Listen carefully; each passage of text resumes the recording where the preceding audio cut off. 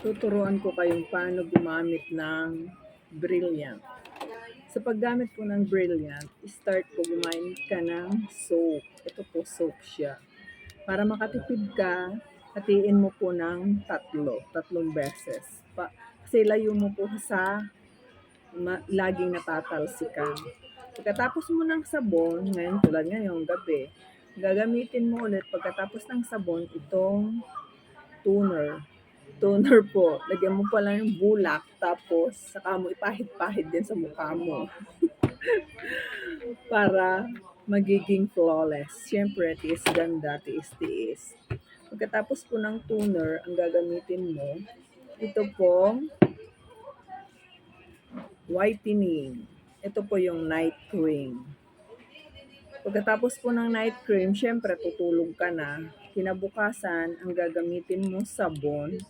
Tapos yung sunscreen. Huwag ka nang gumamit ng toner kasi umaga naman. Hindi rin siya yung mukha mo matatagal kasi pagpapawisan ka. Mas maganda po gabi gumamit ng ating toner.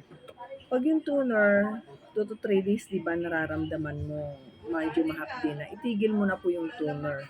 Ang gagamitin mo na lang, sabon at saka cream. Itong dalawang cream. Siyempre, nararamdaman mo naman na yung mukha mo is mahapdi pa. Pag 2 to 3 days, maramdaman mong wala nang hapdi, ibalik mo yung toner.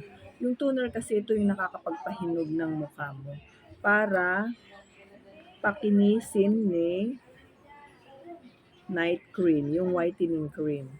Ito pong sunblock kasi yun yung panglaban niya sa araw para hindi ka mangingitim. Kaya po tayo nag-a-apply ng sunscreen dahil protection natin sa araw. Yun lang. Tiis ganda nga eh, 'di ba? Oh, 'di ba?